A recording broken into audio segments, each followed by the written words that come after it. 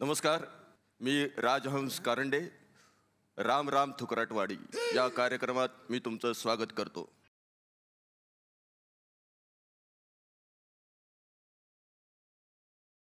आता पहाटेचे 10:30 वाजून गेले, 12 वाजलेले आहेत. का कशासाठी हे सगळं का? कोंबडा होतो. तुझ्या बापाने ठेवला आता 12 वाजता कोंबडा. तर बघूया आजचा दिनविशेष. म्हणजे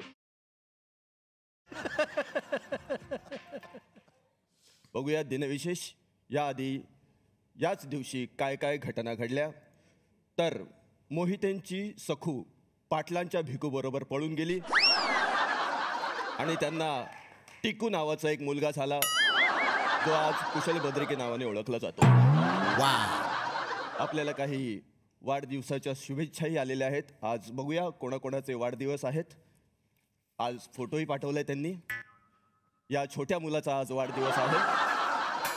यांना शुभेच्छा दिलेल्या आहेत त्यांच्याच काका काकी, मामा मामी, आत्या, बाबा, आई, मोठी आई, लहान आई, बाजूची आई, ह्या बाजूची आई, खाली राहणारी आई, वर राहणारी आई आणि पळून गेलेली आई.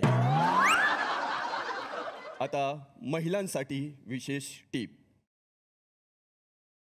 महिलांच्या समस्या असतात काही, त्या सोडवण्याचा आम्ही प्रयत्न करतो. इथे लिहिलेलं आहे की दूधवाल्याने दुधात पाणी मिक्स केल्यास काय करावे. म्हणजे अगदी अत्यंत घरगुती उपाय आहे हा. तुम्ही घरीही करू शकता. म्हणजे एका भांड्यामध्ये ते दूध घ्या, जंगलात जाऊन एक राजहंस पकडा, त्याला घरी आणा, त्याचं तोंड त्या भांड्यांमध्ये बुचकळा. राजहंस ते दूध शोषून घेईल आणि जे उरेल ते पाणी तुमच्या भांड्यात असेल. आणि जर दूध हवं असेल तर त्या राजहंसाला पिळा आणि ते पाणी घ्या.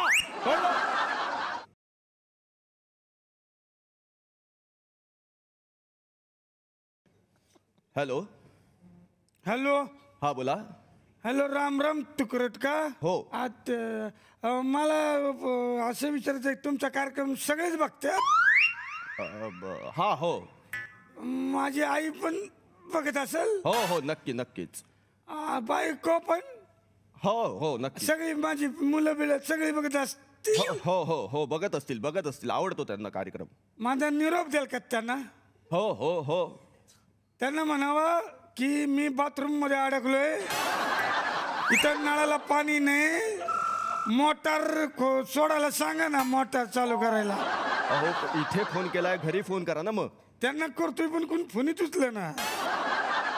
बरं ठीक आहे. तुम्हाला कळलं असेल की तुमचा मुलगा बाथरूममध्ये अडकलेला आहे, नळाला पाणी नाही आहे, तर वर जाऊन जरा कॉक उघडातो.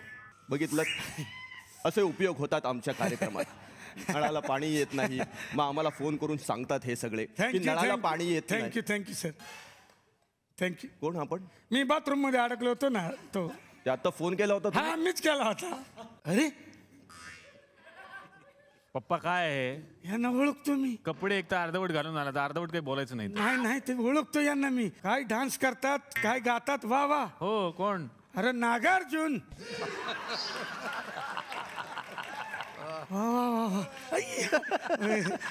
अरे बाबा, माझ्या लहानपणापासून ओळखतो यांना. कोण? पार्ले बिस्किटचा बेबी. अरे परा, काय रे तू?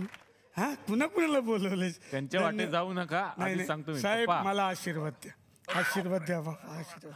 कोण आहेत पप्पा? शरद पवार साहेब आहेत. असं काय करतोस? काय म्हण बाबा, बसा तुम्ही, मी आंघोळ करून येतो. हा, चहा पाणी घ्या. येतो पोरा. तर बघूया महिलांसाठी मकर संक्रांत निमित्त टीप काय आहेत त्या. वा. पतंग घ्या, त्यावर तुमच्या नवऱ्याचा फोटो लावा आणि पतंग उडवा. नवरा गेला उडत या वाक्याचा फील घ्या. तर स्वागत करूया ज्योतिष भास्कराचार्य यांचं.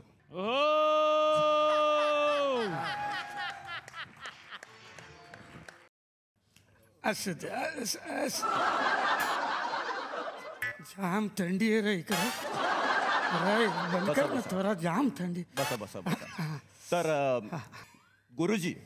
हा, चालेल ना. मला आता बुर्जी पाव दिला तर चालेल, मी खाऊ शकतो. बुर्जी पावचा काय प्रॉब्लेम नाही.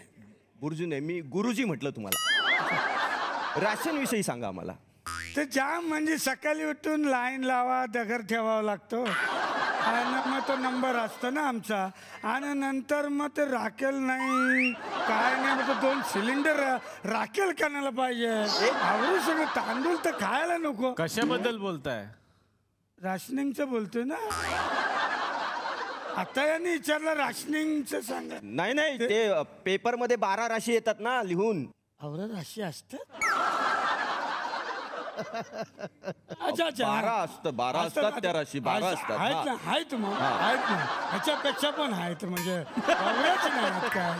म्हणजे बघ आता वेगवेगळ्या देशातल्या वेगवेगळ्या प्रदेशातल्या राशी आहेत. आता तू तिकडे गेला ना गुजरातला, तिकडे एकच रास आहे. कुठली? दांडिया रास. आणि नंतर तू इकडे गेला ना कोकण मध्ये, हा. तर तिकडे एकच रास आहे. कुठली? आमरास. हे आमचे दादा तिकडचे आहेत. आमरास विचार. आणि नंतर तू इकडे गेला ना हे सातारा कोल्हापूर, तिकडे 2 राशी 2 आहेत. हा. कुठल्या? पांढरा राशी आणि तांबडा राशी असं 2. आणि विदर्भाच्या साईडला गेलं ना तर 1 रास. एकच. हा. ती कुठली? तरास. आणि राहिला पुणा. पुण्याला गेलास की तिथं पण एकच रास आहे. कुठली? सारास बाग. पेपर मध्ये ज्या 12 येतात तेवढंच सांगा. ठीक आहे. तर पहिली रास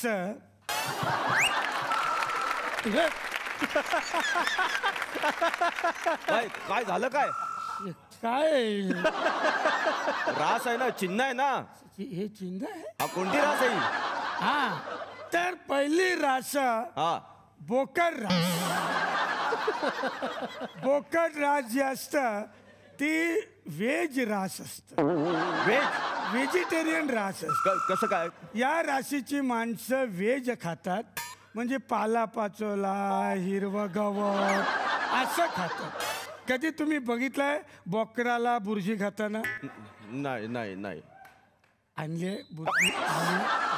ते बुर्जीचं जाऊ दे, तुम्ही सांगा त्या राशीबद्दल सांगा असं जरा. काही नाही. मी राशी चक्र कार्यक्रमात एक जोक होता म्हणून बोलून घेत. तर असे शुभ दिवस असतात, अशुभ दिवस असतात. हा बरं, मग अशुभ दिवस कोणते आहेत यांचे? या राशीच्या अशुभ दिवस आहेत रविवार, गटारी आणि 31 डिसेंबर. शुभ दिवस कोणते आहेत? तर अख्खा श्रावण महिना शुभ. अख्खा. तिथं काहीच नाही, नॉनव्हेज नाही, काय नाही. कधी ऐकला बोकर आणि बुर्जी खाल्लेलं? नाही. पण ते येणार. असं काही नाही. मी आपला नाही joke- ते येणार. हा. पण मला सांगा, या राशीच्या व्यक्तींनी कोणत्या राशीच्या व्यक्तींबरोबर लग्न करावं किंवा करू नये? हा. आता ही जी बोकर रास आहे, हा. त्या बोकर राशीच्या बाईनं सिंगम राशीच्या माणसाची लग्न करू नये. सिंगम. हा.